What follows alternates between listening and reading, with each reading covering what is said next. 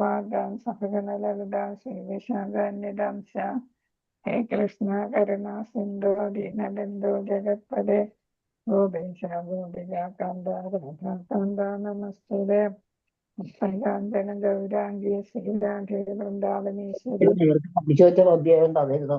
നമാമി ഹരിപ്രിയേ വാഞ്ചകൽപതരൂപസ്യ കൃപാ സിന്ധുഭ്യേവ ച പതിതാന്യം പാവനേഭ്യോ വൈഷ്ണവേഭ്യോ നമോ നമഃ.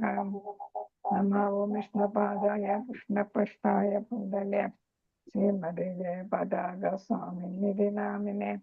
നമസ്തേ സരസ്വതേ ദേവേ ഗൗരവാണി പ്രചാരിണേ നിർവിശേഷ ശൂന്യവാദി പാശ്ചാത്യദേശതാരിണേ.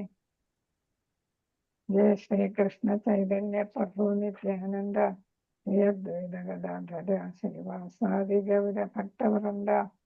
ഹരേ കൃഷ്ണ കൃഷ്ണ കൃഷ്ണ ഹരേ ഹരേ, ഹരേ രാമ രാമ രാമ ഹരേ ഹരേ, ഹരേ കൃഷ്ണ കൃഷ്ണ കൃഷ്ണ കൃഷ്ണ ഹരേ ഹരേ, ഹരേ രാമ രാമ ഹരേ ഹരേ, ഹരേ കൃഷ്ണ ഹരേ ഹരേ, ഹരേ രാമ രാമ ഹരേ ഹരേ. മാതാജി ഒന്നും കേൾക്കുന്നില്ല. ഹരേ കൃഷ്ണ. ശ്രീ രാധാ ഗോവിന്ദ മന്ദിർ ഇസ്കോൺ മംഗലാപുരത്തിന്റെ ഷോർട്ട് ഭാഗവതം കോഴ്സിലേക്ക് എല്ലാവർക്കും സ്വാഗതം. ഹരേ മാതാജി കേൾക്കുന്നില്ലേ? ഹരേ കൃഷ്ണ. ബാക്കിയുള്ള കേൾക്കുന്നുണ്ട് മാതാജി. കുറച്ച് കുറവാണ്, കുറച്ച് കുറവാണ്. ശബ്ദം കുറവുണ്ട് മാതാജി, അത്രയേ ഉള്ളൂ. ശബ്ദം കുറവാ.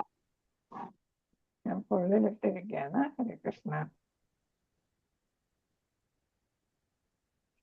ഉള്ളിലിട്ടിരിക്കുകയാണ്. ശബ്ദം കുറവാ മാതാജി. ഫുൾ വോളിയത്തിലിട്ടിരിക്കുകയാണല്ലോ. Full volume. അപ്പൊ നമ്മളിപ്പം 4-ാമത്തെ ശ്ലോകമാണ് പഠിച്ചുകൊണ്ടിരിക്കുന്നത്. 4-ാമത്തെ ശ്ലോകം അറിയാമല്ലോ എല്ലാവർക്കും. ഹരേ കൃഷ്ണ. ക്ഷേത്രേ ഋഷയ ശൗനകാദയ സത്രം സ്വർഗായ ലോകായ സഹസ്രസമമാത്ര. ഹരേ നമ്മളിനി ഇപ്പൊ പറഞ്ഞുകൊണ്ടിരിക്കുന്നത് സാമാന്യ ജനങ്ങളുടെ ക്ഷേമത്തിന് ഉതകുന്ന കർമ്മം നിർവഹിക്കാൻ സദാ ഉത്സുകരാണ് മഹാഋഷിമാർ, അല്ലെ? അപ്പൊ ഋഷിമാരുടെ ഗുണഗണങ്ങളാണ് ഇവിടെ പറയുന്നത്, അവരുടെ ക്വാളിറ്റീസ് ആണ് ഇവിടെ പറയുന്നത്. അവരെന്താണ്? സാമാന്യ ജനങ്ങളുടെ എന്ന് വെച്ചാൽ മൊത്തത്തിൽ ജനങ്ങളുടെ, ഭക്തരെന്നല്ല എല്ലാവരുടെയും എന്നുള്ളതാണ് സാമാന്യ ജനങ്ങൾ എന്നുദ്ദേശിക്കുന്നത്. ഭക്തരും അഭക്തരും എല്ലാം ഉൾപ്പെടും. അവരുടെ മൊത്തത്തിലുള്ള ക്ഷേമത്തിന്, മൊത്തം ജനതയുടെ, മനുഷ്യ സമൂഹത്തിന്റെ മൊത്തത്തിലുള്ള ക്ഷേമത്തിന് വേണ്ടിയിട്ടുള്ള കർമ്മങ്ങൾ നിർവഹിക്കാൻ അവർക്ക് വലിയ താല്പര്യമാണ്. എപ്പോഴും അതിനാണ് അവർ താല്പര്യം ഉള്ളത്. എന്നുവെച്ചാൽ സ്വന്തം കാര്യമല്ല എന്നുള്ളതാണ്. ശൗനക ഋഷിയുടെയും മറ്റു നേതൃത്വം, ശൗനക ഋഷിയാണ് അതിലെ ഏറ്റവും മൂത്തയാള്, പണ്ഡിതനാണ്, പിന്നെ ഏറ്റവും മുതിർന്ന ആളാണ്. അപ്പൊ അദ്ദേഹമാണ് ഇവർക്ക് നേതൃത്വം കൊടുക്കുന്നത്. ആ ഋഷിയുടെ, ശൗനക ഋഷിയുടെ നേതൃത്വത്തിൽ ശ്രേഷ്ഠ ഋഷിമാർ സുദീർഘമായ മഹായജ്ഞ നിർവഹണത്തിനായി നൈമിഷാരണ്യം എന്ന പവിത്ര സ്ഥലത്ത് സമ്മേളിച്ചു. ഇതൊക്കെ നമ്മൾ ഇന്നലെ പറഞ്ഞതാണ്. പിന്നെ ജനങ്ങളുടെ പ്രത്യേകത ഇവിടെ പറയുന്നു, മറവിശീലരായ ജനങ്ങൾ എന്നാണ് പറയുന്നത്. കലികാലത്തിലെ ജനങ്ങൾ എന്താണ്? അവർക്ക് എന്തില്ല, പിന്നെ വേണ്ടത്ര ജ്ഞാനമില്ല, അവർ വിഡ്ഢികളാണ് എന്നാണ് പറയുന്നത്, അല്ലെ? പ്രായണ അല്പായുഷ സഭ്യ കലാവസ്മിൻ യുഗേ യുഗേ യുഗേ ജനാഹ മന്ദ സുമന്ദ മതയോ മന്ദഭാഗ്യാഹി ഉപദ്രുതാഹ എന്നൊരു ശ്ലോകം പറയുന്നുണ്ട്. അപ്പൊ മന്ദബുദ്ധികളാണ്. പിന്നെ അവർക്ക് എന്തുണ്ട്? മറവി രോഗമുണ്ട്. എന്തുകൂടെ മറവി? ഭഗവാനെ കുറിച്ചുള്ള ജ്ഞാനം അവർക്കില്ല, അല്ലെ? ഭഗവാന് മറന്നു പോകുന്നു. അപ്പോൾ നമ്മൾ ഭഗവാന്റെ കുടുംബത്തിൽ നിന്ന് വന്നതാണ്, കർമ്മങ്ങൾ ചെയ്യാൻ ഇവിടെ എത്തിയതാണ്, നമ്മളുടെ ലക്ഷ്യം തിരിച്ച് ഭഗവാനില് എത്തിച്ചേരുകയാണ് എന്നുള്ള കാര്യം, ആ ജ്ഞാനം അവർ മറന്നു പോകുന്നു. അതാണ് മറവി എന്നിവിടെ ഉദ്ദേശിക്കുന്നത്. ഒരു വാക്കാണെങ്കിൽ അതിന്റെ അർത്ഥം ഒരുപാടാണ്, അല്ലെ? അപ്പൊ ഈ മറവിശീലരായ മനുഷ്യർക്ക് കലിയുഗത്തിലെ ആളുകളുടെ സ്വഭാവം അതാണ്, മന്ദബുദ്ധികളാണ്. അതുകൊണ്ട് സമാധാനത്തിന്റെയും ക്ഷേമത്തിന്റെയും ഉചിത മാർഗം എന്തെന്നറിയില്ല. അപ്പൊ അവർക്ക് ഏതാണ്? ഭഗവാന് എത്താനായിട്ട് ശ്രമിച്ചാലേ എന്ത് കിട്ടൂ? സമാധാനവും ക്ഷേമവും ഒക്കെ കിട്ടും. നമ്മൾ ഭൗതികതയും ഒഴുകി കിടക്കുമ്പോൾ നമുക്ക് എന്ത് കിട്ടത്തില്ല? സമാധാനം കാണത്തില്ല, ഐശ്വര്യങ്ങളും ഉണ്ടാകത്തില്ല. കാരണം എന്താണ്? നമ്മുടെ മനസ്സെപ്പോഴും മാലിന്യമായി കൊണ്ടിരിക്കും അല്ലെ? പാപമായ മാലിന്യങ്ങൾ കൊണ്ട് നിറയും. അതുകൊണ്ട് നമുക്ക് ഉചിത മാർഗങ്ങളൊന്നും അറിയാനായിട്ട് സാധിക്കത്തില്ല സമാധാനത്തിന്, ക്ഷേമത്തിന്. ആകയാൽ അതിനെക്കുറിച്ച് ശരിക്കും ഗ്രാഹ്യമുള്ള ജ്ഞാനികളായിട്ടുള്ള ഋഷിമാർ സർവ്വജനങ്ങളുടെയും ക്ഷേമാർത്ഥം ലോക സമാധാനം കൈവരിക്കുന്നതിന് അത്യന്താപേക്ഷിതമായ കർമാനുഷ്ഠാനങ്ങൾക്ക് സദാ ഉത്സുകരായിരിക്കുന്നു. അപ്പൊ കർമ്മകാണ്ഡത്തിൽ, വേദങ്ങളിലെ കർമ്മകാണ്ഡത്തിൽ പറയുന്ന അനുഷ്ഠാനങ്ങളെല്ലാം ശരിയായിട്ട് വിനിയോഗിക്കുമ്പോൾ അതും ഏതിലേക്ക് വഴിതെളിക്കും? ഭഗവാനെ സാക്ഷാത്കരിക്കാനായിട്ട് ഇടയാക്കാം. അപ്പൊ ഇവിടെ പൊതുജനങ്ങൾക്ക് വേണ്ടിയിട്ട് ഈ ഋഷിമാർ എന്ത് ചെയ്യുന്ന? അവരവരുടെ കാര്യങ്ങൾ മാറ്റിവെച്ച് പരിത്യാഗം എന്ന നിലയിൽ മനുഷ്യർക്ക് വേണ്ടിയിട്ട്, സമൂഹത്തിന് വേണ്ടിയിട്ട് നീണ്ടകാലം എന്ത് ചെയ്യുന്നു? ഈ യജ്ഞം നടത്തുന്നു, കർമാനുഷ്ഠാനങ്ങൾ ചെയ്യുന്നു. യജ്ഞം, കർമാനുഷ്ഠാനം എന്ന് പറയുമ്പോൾ ഋഷിമാർ ചെയ്യുന്നത് യജ്ഞമാണ്. സമസ്ത ജീവജാലങ്ങളുടെയും വിശ്വസ്ത മിത്രമായ അവർ കഠിനമായ സ്വക്ലേശങ്ങളെ തൃണവത്കരിച്ചുകൊണ്ട് സർവമാന ജനങ്ങളുടെയും നന്മയ്ക്കായി ഭഗവത് സേവനത്തിൽ സദാ വ്യാപൃതരായിരിക്കുന്നു. അപ്പൊ അവർ പരിത്യാഗികളാണ്. ആർക്ക് വേണ്ടി പരിത്യാഗം ചെയ്യുന്നു? സാമാന്യ ജനങ്ങൾക്ക് വേണ്ടിയിട്ടല്ല. ഇതെല്ലാം അവരുടെ ഗുണങ്ങളാണ് പറയുന്നത്. അവരവരുടെ ക്ലേശങ്ങളെ അവരെന്ത് ചെയ്യുന്നു? തള്ളിക്കളയുന്നു എന്നാണ്. മറ്റുള്ളവർക്ക് വേണ്ടിയിട്ട് അവർ ഭഗവത് സേവനത്തിൽ, ഈ യജ്ഞത്തിൽ മുഴുകിയിരിക്കുന്നു. ഇതെല്ലാം നമ്മൾ അങ്ങനെയൊക്കെ ചെയ്യണം എന്നുള്ളതാണ് ഇതിൽ നിന്ന് മനസ്സിലാക്കേണ്ടത്. വിഷ്ണു ഭഗവാനെ മഹാവൃക്ഷത്തോട് ഉപമിച്ചാൽ ദേവന്മാർ, മനുഷ്യർ, സിദ്ധർ, ചാരണർ, വിദ്യാധരന്മാർ, മറ്റ് ജീവജാലങ്ങൾ ഉൾപ്പെടെ സർവരും ആ വൃക്ഷത്തിന്റെ ശാഖകളും ഉപശാഖകളും ഇലകളും ആകുന്നു. നമ്മൾ ഏതാണ് വൃക്ഷത്തിനെ കുറിച്ച് പഠിച്ചായിരുന്നല്ലേ? ഭഗവത്ഗീത 15-ാം അധ്യായത്തിൽ അല്ലെ? ആണ് ആൽമരം അല്ലെ? ആൽമരത്തിന്റെ കാര്യം നമ്മൾ പഠിച്ചിട്ടുണ്ട്. അതേപോലെ ഒരു വൃക്ഷമാണ് ഭഗവാൻ എന്ന് നമ്മൾ വിചാരിക്കുകയാണെങ്കിൽ ഏതാണ്? ഉന്നത ലോകങ്ങളിലെയും പിന്നെ നമ്മുടെ ലോകങ്ങളിലെയും അധോ ലോകങ്ങളിലെയും എല്ലാ പേരും എന്താണ്? ആ വൃക്ഷത്തിന്റെ ശാഖകളും ബ്രാഞ്ചസും പിന്നെ ഏതാണ്? ഉപശാഖകളും. അപ്പൊ ഒരു വടവൃക്ഷമാണ് ആൽമരത്തിന്റെ വടവൃക്ഷം ഭഗവാനാണ്. ഭഗവാന്റെ വിവിധ ഭാഗങ്ങളായിട്ട് അല്ലെ? വൃക്ഷത്തിന്റെ ശാഖകളും ഇലകളും ഒക്കെ ആയിട്ട് ഈ എല്ലാം ദേവന്മാരാണെങ്കിലും മറ്റു ലോകത്തിലുള്ളവരാണെങ്കിലും പിന്നെ ഭൂമിയിലുള്ളവരാണെങ്കിലും അധോ ലോകത്തുള്ളവരാണെങ്കിലും അങ്ങനെയാണ് എല്ലാ വൃക്ഷത്തിന്റെ ശാഖകളും ഉപശാഖകളും ഇലകളും. അപ്പൊ ആ വൃക്ഷത്തിന് അതിന്റെ ശാഖകളെയും ഉപശാഖകളെയും ഇലകളെയും മുറിച്ചു മാറ്റിയാൽ അതിന് പിന്നെ പോഷണം കിട്ടുമോ? ആ ഇലകൾക്കും നമ്മളൊരു ചെടിയുടെ ഭാഗങ്ങൾ മുറിച്ചു മാറ്റിയാൽ അതെന്ത് ചെയ്യും? വാടിപ്പോവും, ഉണങ്ങിപ്പോവും അല്ലേ? അതേപോലെ തന്നെയാണ് ഈ വടവൃക്ഷത്തിന്റെ ശാഖകളും ഉപശാഖകളും ഇലകളുമായിട്ടുള്ള ഈ ജീവജാലങ്ങൾ. ഭഗവാനിൽ നിന്ന് വേറിട്ടൊരു നിലനിൽപ്പ് അവർക്കില്ല അല്ലെ? അപ്പം ഭഗവാനാകുന്ന ആ വടവൃക്ഷത്തിൽ ചേർന്ന് നിൽക്കുമ്പോഴേ, അതിന്റെ ഭാഗമായിട്ട് നിൽക്കുമ്പോഴേ നമുക്കെല്ലാം ഈ എല്ലാ ജീവജാലങ്ങൾക്കും നിലനിൽപ്പുള്ളൂ എന്നാണ് ഇവിടെ പറയുന്നത്. അതുകൊണ്ട് നമ്മൾ ഭഗവാനെ മറക്കാനായിട്ട് പാടില്ല.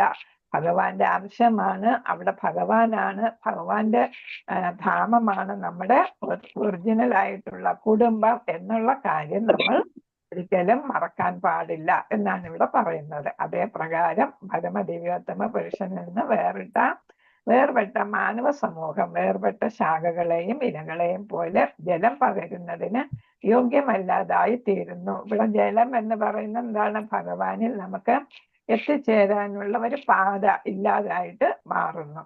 മാത്രവുമല്ല, ജലം പകർന്നതിനെ പുഷ്ടിപ്പെടുത്താനുള്ള ഒരാളുടെ സമയവും ഊർജവും പാഴാക്കൽ മാത്രമായിരിക്കും. വെട്ടിമാറ്റിയ ശിഖരങ്ങളെയും ഇലകളെയും നമുക്ക് പഴയ രീതിയിൽ കൊണ്ടുവരാനായിട്ട് എത്ര ശ്രമിച്ചാലും സാധിക്കത്തില്ല. അതേപോലെയാണ് ഭഗവാൻ എന്ന വടവൃക്ഷത്തിൽ നിന്നും വേറിട്ട് പോകുന്ന ആത്മാക്കളുടെ കാര്യവും. ബദ്ധജീവാത്മാക്കളുടെയും എല്ലാവരുടെയും. ഇവരെല്ലാം ബദ്ധജീവാത്മാക്കളാണ്. ദേവന്മാരും എല്ലാവരും ഭൗതിക ലോകത്തുള്ളവരാണ് അല്ലെ? അപ്പൊ എല്ലാ 14 ലോകങ്ങളിലെയും ജീവജാലങ്ങളുടെ സ്ഥിതി ഭഗവാനിൽ നിന്ന് വേറിട്ട് പോയാൽ നിലനിൽപ്പില്ല. പരമപുരുഷനായ ഭഗവാനുമായിട്ടുള്ള ബന്ധത്തിൽ നിന്ന് വേർപെട്ടാണ് ആധുനിക ഭൗതിക സമൂഹം സ്ഥിതി ചെയ്യുന്നത്. നമ്മൾ കലികാലമായതുകൊണ്ട് നമ്മൾ എന്ത് ചെയ്യുന്നു? ഭഗവാന്റെ പ്രതിനിധികളായ ആചാര്യന്മാരെയോ അല്ലെ ഗുരുക്കന്മാരുടെയൊന്നും നിർദ്ദേശങ്ങൾ സ്വീകരിക്കാതെ തികച്ചും ലൗകിക സുഖങ്ങൾക്ക് അതിൽ മുഴുകുന്നതാണ് ഇപ്പോഴത്തെ സമൂഹം എന്നാണ്. മാത്രവുമല്ല, നാസ്തിക നേതാക്കന്മാരാൽ ആസൂത്രണം ചെയ്യപ്പെടുന്ന ഈ സമൂഹത്തിലെ എല്ലാ പദ്ധതികളും ഓരോ ചുവടുവയ്പിലും തകിടം മറിക്കപ്പെടും. എന്താ അവിടെ പറയുന്നത്? ഈ ശ്ലോകം തന്നെ ഞാൻ പറഞ്ഞില്ലായിരുന്നു, മന്ദ സുമന്ദ എന്ന് നമ്മൾ പറഞ്ഞു അല്ലെ. അപ്പൊ എന്താണ്? മന്ദന്മാരാണ്. അതേപോലെ തന്നെ എന്താണ്? മന്ദബുദ്ധികളായ നേതാക്കന്മാരായി എന്ത് ചെയ്യുന്ന തെറ്റായ വഴിക്ക് നയിക്കപ്പെടുന്നവരുമാണ് ഈ കലിയുഗത്തിലെ ജനങ്ങൾ. അപ്പൊ അതാണ് ഇവിടെ നാസ്തിക നേതാക്കന്മാർ എന്ന് വെച്ചാൽ എന്താ ഉദ്ദേശിക്കുന്നത്? തെറ്റായ തത്വസംഹിതകളാൽ അല്ലെങ്കിൽ ചിന്തകളാൽ എന്ത് ചെയ്യുന്നു? അവരോരോ പദ്ധതികൾ തയ്യാറാക്കും. അതെല്ലാം നമ്മളെ നാശത്തിലേക്ക് വഴിതെളിക്കും. എന്ന് വെച്ചാൽ കൂടുതൽ ലൗകികതയിലെ ഭൗതികതയിൽ മുഴുകാനായിട്ട് നമ്മളെ പ്രേരിപ്പിക്കുന്നു. ഒരിക്കലും ആധ്യാത്മികതയിലായിട്ട് നമ്മുടെ വിദ്യാഭ്യാസ രീതികളെല്ലാം അതാണ് അല്ലെ. അപ്പോ ഒരിക്കലും ആധ്യാത്മികതയിലോട്ട് തിരിയാനായിട്ട് സാഹചര്യം തരാത്ത തരത്തിൽ ഈ മന്ദബുദ്ധികളായ നേതാക്കന്മാർ മന്ദബുദ്ധികളായ കലിയുഗത്തിലെ ജനങ്ങളെ നയിക്കും എന്നാണ് ഇവിടെ പറയുക. എന്നിരുന്നാലും അവർ ജാഗരൂകരാകുന്നില്ല. നമ്മൾ വിഡ്ഢികളായിട്ടുള്ള കലിയുഗവാസികൾ നമ്മളെ തെറ്റായ പാതയിലോട്ട് നയിച്ചാലും നമ്മൾ എന്ത് ചെയ്യുന്നില്ല? ഉണർന്ന് പ്രവർത്തിക്കുന്നില്ല. നമ്മൾ ആലസ്യത്തിൽ കിടക്കുകയാണ്. ഉണർന്ന് പ്രവർത്തിച്ചാലേ നമുക്ക് എന്ത് ചെയ്യാൻ? തെറ്റും ശരിയും മനസ്സിലാക്കിയാലേ നമുക്ക് ഭഗവാനെ പ്രാപിക്കാനായിട്ട് സാധിക്കൂ. ശരിയായ പാത തിരഞ്ഞെടുക്കാനായിട്ട് നമുക്ക് സാധിക്കും. ഈ യുഗത്തെ ജാഗ്രത അവസ്ഥയിലാകുന്നതിനുള്ള ഏകമാർഗം ഇനി അടുത്ത ഏത് രീതിക്ക് നമുക്ക് സാധിക്കും ഉണരാനായിട്ട്? നമ്മൾ യഥാർത്ഥത്തിൽ ഇപ്പൊ ഉറങ്ങിക്കിടക്കുകയാണ് അല്ലെ. അതാണ് വിവേകാനന്ദ സ്വാമിയും പറഞ്ഞു, ഉത്തിഷ്ഠത ജാഗ്രത എന്ന് പറയുന്ന ആ ശ്ലോകം. അപ്പൊ എന്താണ്? ഉണരൂ, എഴുന്നേൽക്കൂ. പിന്നെ ഏതാണ്? നമ്മുടെ പ്രവർത്തനങ്ങൾ എന്താണ്? ഗോൾ, ലക്ഷ്യം പൂർത്തിയാക്കുന്നത് വരെ നമ്മൾ പിന്തിരിയരുത് എന്നാണ് അദ്ദേഹം ഭാഗവതത്തിൽ നിന്നും ഭഗവത്ഗീതയിൽ നിന്നും വേദങ്ങളിൽ നിന്നും എല്ലാത്തിൻ്റെയും മഹാപണ്ഡിതനായിരുന്നു അദ്ദേഹം. അതിൽ നിന്നെല്ലാം തത്വങ്ങൾ ഉൾക്കൊണ്ടാണ് അദ്ദേഹം ജനങ്ങളെ യുവാക്കളെ അവർക്ക് പ്രചോദനം നൽകിയത്. അപ്പൊ ഇവിടെ ഏതാണ് നമുക്കും പ്രചോദനം നൽകുന്ന ഏതാണ്? ചൈതന്യ മഹാപ്രഭുവിന്റെ ഭഗവത് നാമസങ്കീർത്തനമാണ് നമ്മളെയും ഈ ഉറങ്ങിക്കിടക്കുന്ന അല്ലെങ്കിൽ തെറ്റായ പാതയിലോട്ട് നയിക്കപ്പെട്ട നമ്മൾക്ക് അതിൽ നിന്ന് മോചനം നേടി ആധ്യാത്മിക തലത്തിലേക്ക് ശ്രദ്ധ പതിപ്പിക്കാനായിട്ട് സഹായിക്കുന്നത്. അതിനായുള്ള ഉചിത ഉപായങ്ങളും മാർഗങ്ങളും അത്യന്തം ശാസ്ത്രീയമായ രീതിയിൽ ശ്രീ ചൈതന്യ മഹാപ്രഭു അവതരിപ്പിക്കുന്നു. യഥാർത്ഥ സമാധാനവും ക്ഷേമവും പ്രാപ്തമാക്കാൻ ബുദ്ധിമാന്മാർ ശ്രീ ചൈതന്യ മഹാപ്രഭുവിന്റെ ഉപദേശങ്ങളുടെ ആനുകൂല്യം പ്രയോജനപ്പെടുത്തണം. അപ്പം മഹാപ്രഭു 15-ാം നൂറ്റാണ്ടിൽ എത്തിയത് എന്താണ്? ശ്രീകൃഷ്ണൻ തന്നെയാണ് രാധാറാണിയുടെ ഭക്തിഭാവത്തിൽ എത്തിയതാണ്. എന്തിനു വേണ്ടിയിട്ടാണ്? കലിയുഗ ജനതയെ നേരായ മാർഗത്തിലേക്ക് നയിക്കുന്നതിന് വേണ്ടിയിട്ടാണ്. അപ്പൊ അദ്ദേഹം നിർദ്ദേശിച്ച ഏറ്റവും പ്രധാനപ്പെട്ട മാർഗമാണ് നാമസങ്കീർത്തനം ഭഗവാന്റെ ഹരിനാമം ജപിക്കുക. അത് കൂട്ടമായിട്ട് ഭക്തിയോടെ ജപിക്കുക. അതില് മനസ്സ് സംയോജിപ്പിച്ച് നമ്മൾ മഹാമന്ത്രം ജപിക്കുക, സങ്കീർത്തനമായിട്ട് കൂട്ടായിട്ട് ജപിക്കുക എന്നാണ്. അപ്പൊ എല്ലാവരെയും ഇതിലോട്ട് ആകർഷിപ്പിക്കും, മറ്റുള്ള ഭക്തരെയും ഇതിലോട്ട് ആകർഷിക്കാനായിട്ട് സങ്കീർത്തനത്തിന് സാധിക്കും എന്നാണ് അദ്ദേഹം നിർദ്ദേശിച്ചിരിക്കുന്നത്. അതെന്തിനിടയാക്കും? സമാധാനവും ക്ഷേമവും പ്രാപ്തമാക്കാനായിട്ട് സഹായിക്കാം. ബുദ്ധിമാന്മാർ ഇത് ഉൾക്കൊള്ളുന്നു. അവർ സങ്കീർത്തനത്തിലൂടെ യഥാർത്ഥ സമാധാനവും ക്ഷേമവും കൈവരിക്കുന്നു, മറ്റുള്ളവരെയും അതിലേക്ക് നയിക്കുന്നു. ശ്രീമദ് ഭാഗവതം അവതരിപ്പിച്ചിരിക്കുന്നതും അതേ ഉദ്ദേശത്തോടെയാണ്. അപ്പൊ നമുക്ക് മനസ്സിലായിട്ടുണ്ട് വ്യാസദേവൻ എന്തുകൊണ്ട് ശ്രീമദ് ഭാഗവതം രചിച്ചു. എല്ലാ കൃതികളും രചിച്ചിട്ടും പുരാണങ്ങളും ഇതിഹാസവും ഒക്കെ രചിച്ചിട്ടും വേദങ്ങൾ അല്ലെ, അതിനൊക്കെ വ്യാഖ്യാനം രചിച്ചു. വേദങ്ങളെ 4ആയിട്ട് വിഭജിച്ചു. ശിഷ്യന്മാരെ എല്ലാം അത് ഏൽപ്പിച്ച് പ്രചരിപ്പിക്കുന്നതിന് വേണ്ടി. എന്നിട്ടും അദ്ദേഹത്തിന് സന്തോഷം ഉണ്ടായില്ല. അങ്ങനെയാണ് ഭഗവാന്റെ ഭക്തരെയും സ്തുതിക്കുന്ന ഭക്തിയുത സേവനത്തിന് മാത്രം പ്രാധാന്യം കൊടുക്കുന്ന ശ്രീമദ് ഭാഗവതം രചിച്ചിരിക്കുന്നത്. അപ്പൊ ഈ ശ്രീമദ് ഭാഗവതം അവതരിപ്പിച്ചിരിക്കുന്നത് ഏതിനു വേണ്ടിയിട്ടാണ്? എല്ലാ പേർക്കും, ലോകത്തിലെ എല്ലാ ജനതയ്ക്ക്, ഈ ഭൂമണ്ഡലത്തിലെ എല്ലാ ജനതയ്ക്ക്, ഭൂമണ്ഡലം അല്ല എന്ന് പറയുമ്പം 14 ലോകങ്ങൾ ഉൾപ്പെടെയാണ് ഈ ഏതാണ് ബ്രഹ്മാണ്ടത്തില് അല്ലെ, നമ്മുടെ ബ്രഹ്മാണ്ടത്തില് എല്ലാവർക്കും ക്ഷേമവും സമാധാനവും കിട്ടുന്നത്. അവയൊക്കെ സവിസ്തരം പിന്നീട് വ്യാഖ്യാനിക്കുന്നതാണ്. അപ്പൊ അതാണ് 4ാമത്തെ ശ്ലോകം പറയുന്നത്. അടുത്ത 5ാമത്തെ ശ്ലോകം. ഹരേ കൃഷ്ണ. തയേകദാ തു മുനയാ പ്രാദുർഹുദാഗ്നയഃ സത്കൃതം സൂതമാസീനം പ്രപ്രച്ചു ഇദം ആദരാത് പപ്രച്ചു ഇദം ആദരാത് പപ്രച്ചുരിതമാദരാത് പപ്രച്ചു ഇദം ആദരാത്. പിരിച്ചു പറയുമ്പം തയേകദാതു മുനയാ പ്രാദുർഹുദാഗ്നയഃ സത്കൃതം സൂതം ആസീനം പപ്രച്ചു ഇദം ആദരാത്. തയേകദാതു മുനയാ പ്രാദുർഹുദാഗ്നയഃ സത്കൃതം സൂതം പപ്രച്ചു ഇദം ആദരാത്. ഹരേ കൃഷ്ണ. ചൊല്ലിക്കോളും. ഒന്ന് ഞാൻ വായിക്കാം, പകുതി വീതം പറയാം, ഏറ്റി ചൊല്ലിക്കോളും. തയേകദാതു മുനയാ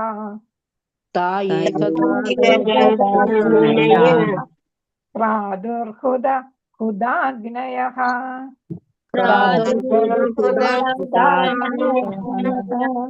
സത്കൃതം സൂതം ആസീനം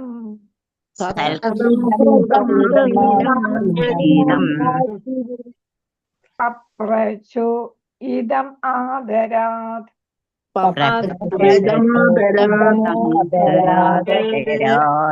പറയുന്നത് അപ്പൊ ഒരുമിച്ച് ചൊല്ലാം. തയേകദാതു മുനയാ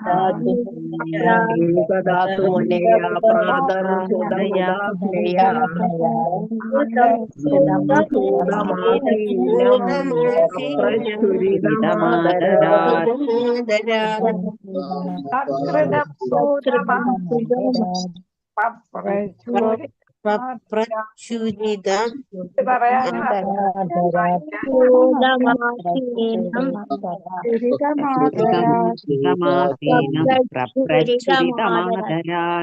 അതെങ്കിലും ഒരാൾ വായിച്ചോളൂ. ഹരേ കൃഷ്ണ.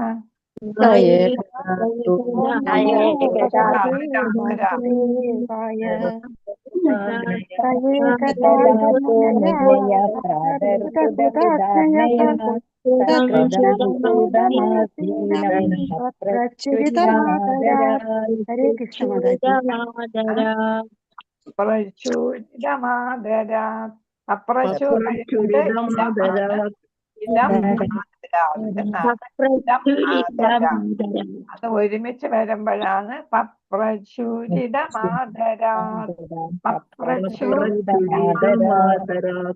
അല്ലെ? തയേകദാതു മുനയാ പ്രാദുർഹുദാഗ്നയഃ സത്കൃതം സൂതമാസീനം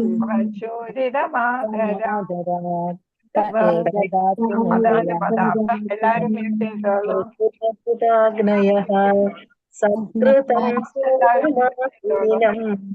പ്രചൂരിതമാദരാത്. ഹരേ കൃഷ്ണ. ഏകദാതു മുനയഃ പ്രാദുർഹുദാഗ്നയഃ കൃഷ്ണൻ പറഞ്ഞോണ്ടിരുന്ന എനിക്ക് മുന്നോട്ട് പോകാൻ പറ്റത്തില്ല. വായിച്ചോ, തനിയെ വായിച്ചോളൂ. മാതാജി എല്ലാരും മിസ് ചെയ്യും മാതാജി, എനിക്ക് പറ്റുന്നില്ലല്ലോ. ആരും മ്യൂട്ട് ചെയ്യും മാതാജി, കേൾക്കാകത്തില്ല. കേൾക്കാൻ പറ്റൂല. എല്ലാരും എല്ലാരും പറഞ്ഞാ മനസ്സിലാകത്തില്ലേ? അപ്പൊ എല്ലാവരും മാതാജി mute ചെയ്യും കഴിയുമ്പോ മാതാജി.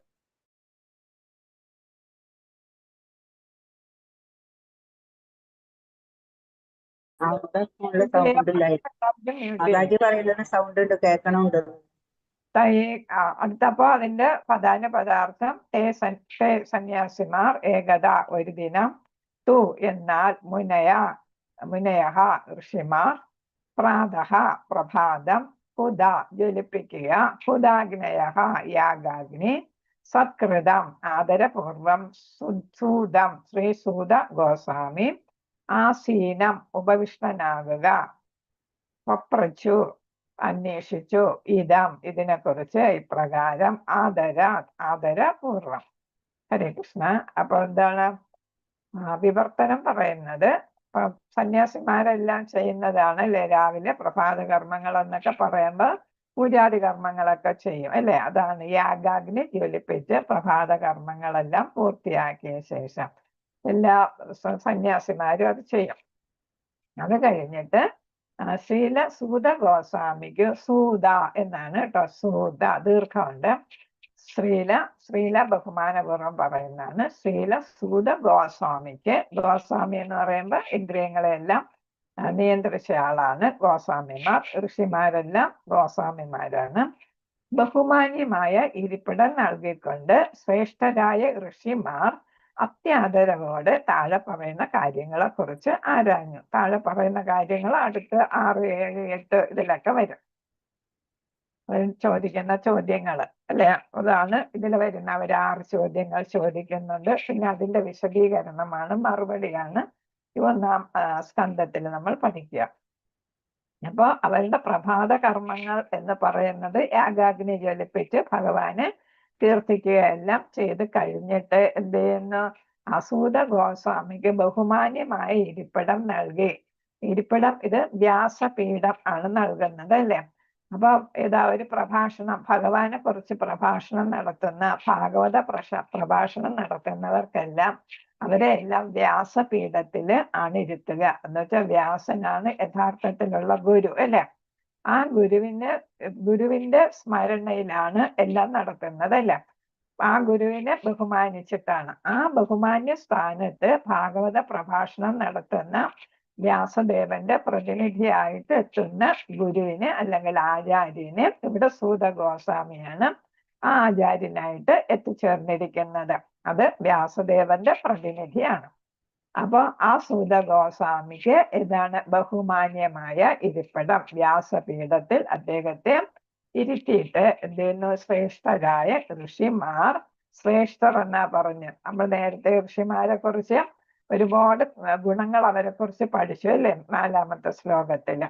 ആ ഋഷിമാർ ആദരവോടെ, അപ്പൊ ഋഷിമാർ എപ്പോഴും വ്യാസപീഠത്തിൽ ഇരിക്കുന്നവരെ ബഹുമാനിക്കണം എന്നാണ്. അപ്പൊ അതുകൊണ്ടാണ് ആദരവോട് താഴെ പറയുന്ന കാര്യങ്ങളെ കുറിച്ച് ചോദിക്കുകയുണ്ടായി, അന്വേഷിക്കുകയുണ്ടായി. ആരാഞ്ഞു എന്ന് വെച്ചാൽ അന്വേഷിച്ചു. അത് വരും ശ്ലോകങ്ങളിലാണ് നമ്മൾ പഠിക്കുക. ഭാവാർത്ഥം: ആധ്യാത്മിക സേവനത്തിന് ഉചിതമായ വേള പ്രഭാതമാകുന്നു. നമുക്കറിയാം, ബ്രഹ്മമുഹൂർത്തമാണ് എല്ലാ നല്ല കാര്യങ്ങൾക്കും ഉചിതമായിട്ടുള്ള സമയം അല്ലെ. അപ്പൊ വേള എന്ന് വെച്ചാൽ സമയം. അപ്പൊ ആത്മീയമായിട്ടുള്ള സേവനത്തിന് ഏറ്റവും യോജിച്ച സമയം പ്രഭാതമാണ്. മഹാമുനിമാർ, ഭാഗവത പ്രഭാഷകന് അതിശ്രേഷ്ഠ ആദരണീയ സ്ഥാനമായ വ്യാസാസനം, അതാണ് വ്യാസപീഠം, ശ്രീ വ്യാസദേവ പീഠം നൽകി. വ്യാസാസനം എന്ന വ്യാസദേവ പീഠം നൽകി. എല്ലാ ജനങ്ങളുടെയും മൂല ആത്മീയ ആചാര്യൻ വ്യാസദേവനാകുന്നു. അദ്ദേഹത്തിന് കിട്ടിയ വേദം അല്ലെ. ബ്രഹ്മാവിന് ഭഗവാൻ പറഞ്ഞു കൊടുത്തു, ഭഗവാൻ നാരദ മഹർഷിക്ക് പറഞ്ഞു കൊടുത്തു. നാരദ മഹർഷി എന്ത് ചെയ്തു? 4 ശ്ലോകങ്ങളെ പറഞ്ഞു കൊടുത്തിട്ടുള്ളായിരുന്നു അല്ലെ. അതിനെയാണ് 18,000 ശ്ലോകങ്ങളാക്കി ആര് മാറ്റിയത്? വ്യാസദേവൻ 4 പ്രധാനപ്പെട്ട ശിഷ്യന്മാരെ ഏൽപ്പിക്കുകയും ആ പ്രധാന ശിഷ്യന്മാരും അവരുടെ ശിഷ്യന്മാരും ആയിട്ട് ഇതെല്ലായിടത്തും പകർന്നു നൽകുകയും ചെയ്തു. ഇതെല്ലാം വാമൊഴിയായിട്ടാണ് അല്ലെ.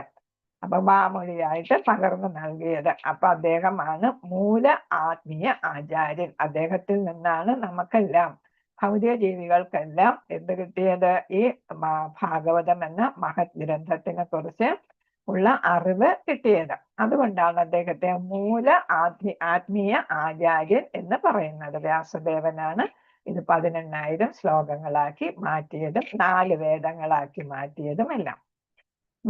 മറ്റത് ഒരു വേദമായിട്ടാണ് അറിയപ്പെട്ടിരുന്നത്.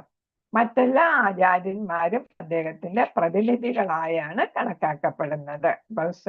സൂത ഗോസ്വാമി ആണെങ്കിലും സുഖദേവ ഗോസ്വാമി ആണെങ്കിലും പിന്നീട് വന്ന എല്ലാ ഗോസ്വാമിമാരും ആചാര്യന്മാരും എല്ലാം വ്യാസദേവന്റെ പ്രതിനിധികളാണ്. വ്യാസദേവന് വേണ്ടി പറയുന്നു എന്നാണ്. പ്രതിനിധി എന്ന് പറയുമ്പോൾ ഇവിടെ പറയുന്നുണ്ട് അദ്ദേഹത്തിന്റെ വീക്ഷണങ്ങളെ അതേപടി അവതരിപ്പിക്കുന്നതാണ് അല്ലെ, യഥാരൂപത്തിൽ അല്ലെ. നമ്മുടെ ഭഗവത്ഗീത ഭാഗവതം യഥാരൂപം എന്നാണ് പറയുന്നത്.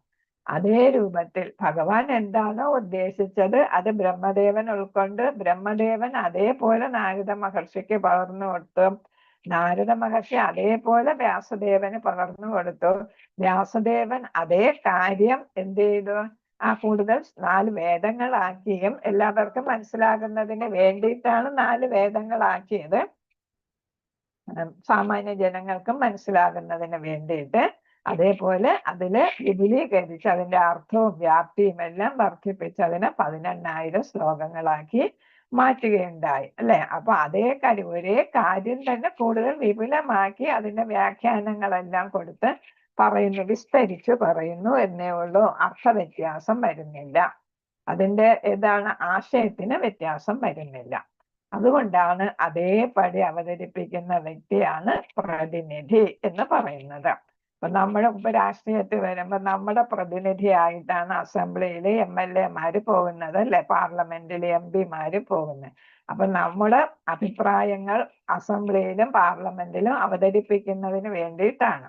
അപ്പൊ നമുക്ക് വേണ്ടി അവർ പറയുന്നു, നമ്മൾ ഉദ്ദേശിച്ച കാര്യം പറയുന്നു എന്നാണ് അവിടെ ഉദ്ദേശിക്കുന്നത്. ഹരേ കൃഷ്ണ. അതാണ് പ്രതിനിധി എന്ന് പറയുന്നത്. ശ്രീ വ്യാസദേവൻ ശ്രീ ശുകദേവ ഗോസ്വാമിയെ ശ്രീമദ് ഭാഗവത സന്ദേശങ്ങളാ പൂർണ്ണമാക്കി അല്ലെ.